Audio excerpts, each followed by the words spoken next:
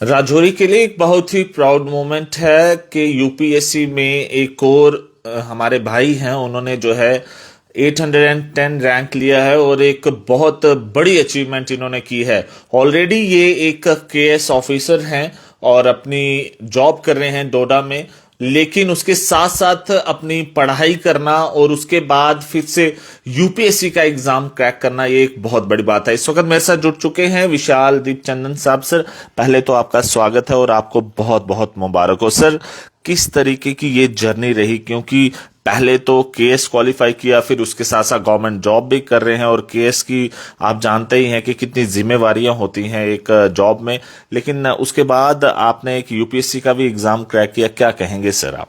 Ji thank you, शुक्रिया प्रमोद जी, आपके channel का भी बहुत बहुत शुक्रिया। ये मेरे लिए पर्सनल माइलस्टोन तो है ही है इस वक्त।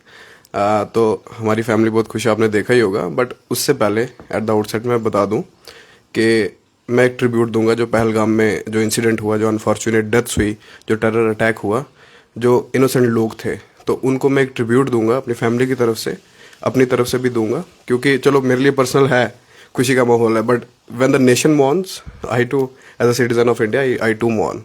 तो जो आपका एक्चुअल क्वेश्चन था उसके बारे में आपको बता दूं, इट वॉज 2016-17 एंडिंग में था, 16 में जब मैंने प्रिपरेशन स्टार्ट की। तो इट्स ऑलमोस्ट 9 ईयर्स नाउ, 9 और 10 ईयर्स नाउ।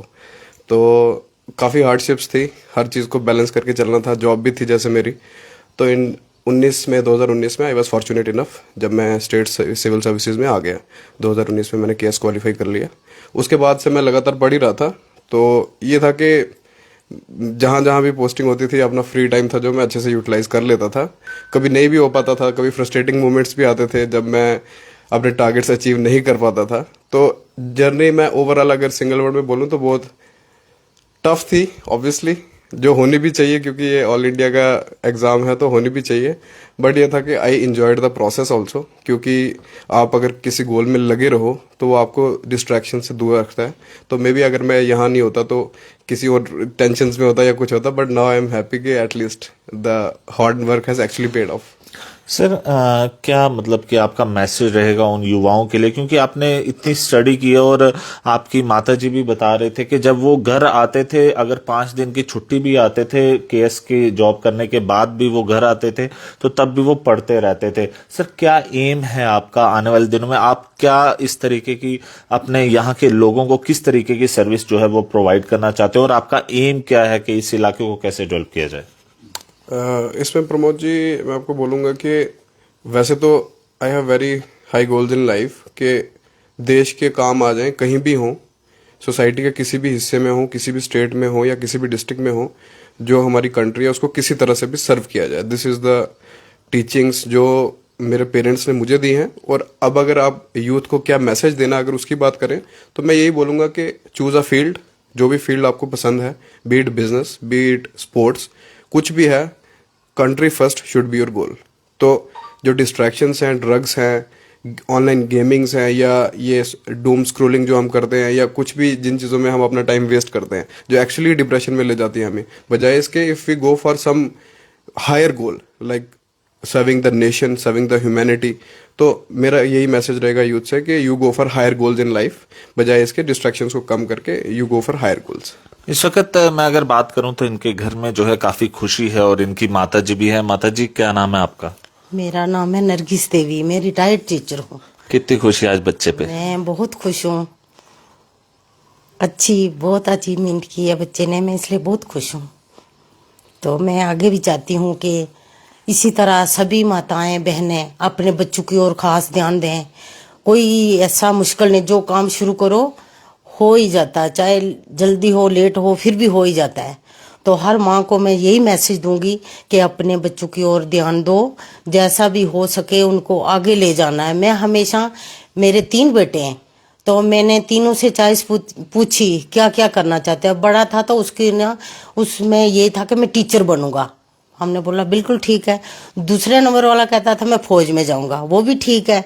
जब तीसरे इसका टर्न आया तो इसने मुझे पहली बार जब कहा कि मैंने केएस करनी है, तो मैं सच बताऊं थोड़ी सी मैं डर गई। मैंने बोला बच्चे शायद मुझे लगता बड़ा मुश्किल है ये काम। तो क्या करना, फिर भी मैं चुप रही। बाद में जब मैंने इसको देखा तो थोड़ा सा अपसेट हो गया। फिर मैंने पूछा कि बता करना क्या है। कहता मुझे दिल्ली जाना है। फिर मैंने इसके पापा से बात की, वो भी थोड़े परेशान हो गए, कहते छोटा है, अकेला है।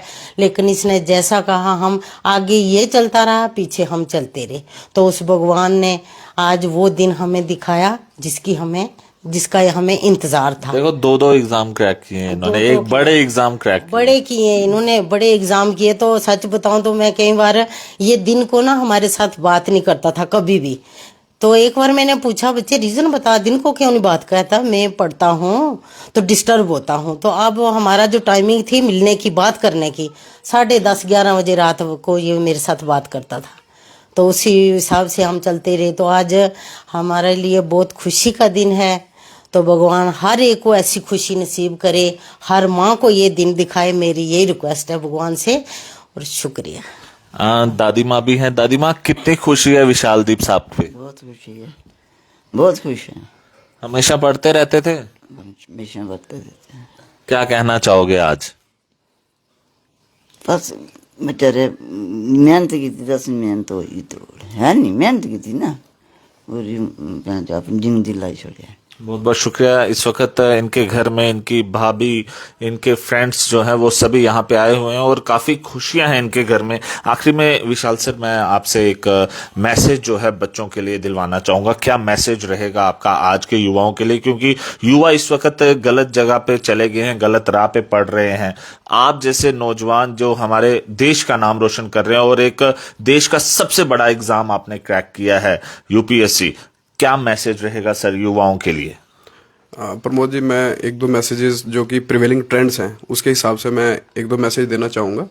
नंबर 1 ये कि लाइफ स्किल्स सीखिए।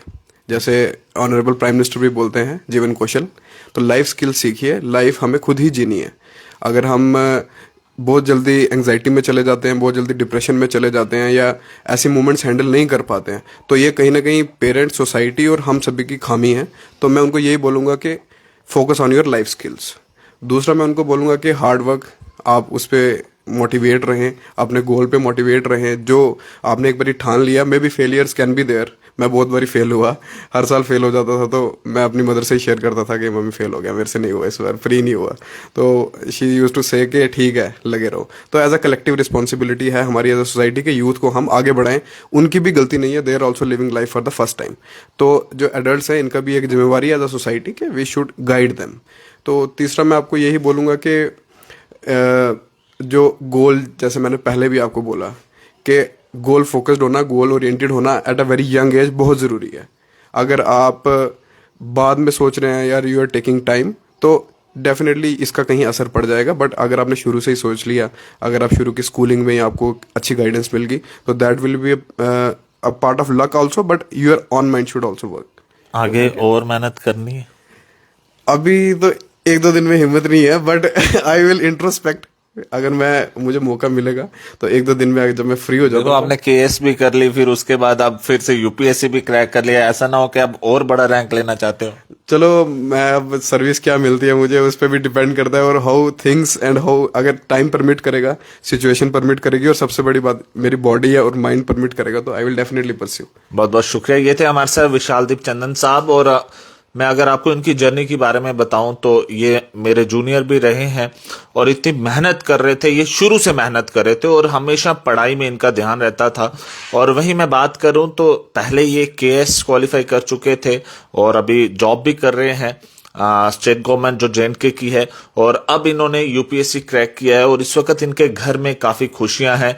3 बच्चे कुल जो हैं वो राजौरी डिस्ट्रिक्ट से आए, उनमें से विशाल भाई जो हैं वो भी हैं। और मैं आपको बता दूं कि ये एक बहुत खुशी का मुकाम है। जितने भी लोग इस वीडियो को देखेंगे, आप लोग इस वीडियो को शेयर भी करना और इनको कांग्रेचुलेशन जरूर लिखिएगा, क्योंकि आप जानते ही हैं कि इस टाइप के लोग जो हैं हमारी सोसाइटी का मनोबल बढ़ाते हैं। और ये राजौरी के जवाहरनगर के रहने वाले हैं और आज इनके घर में आप खुशियां देख सकते हैं। खबर को मैक्सिमम शेयर कीजिएगा और कांग्रेचुलेशन लिखना ना भूलिएगा।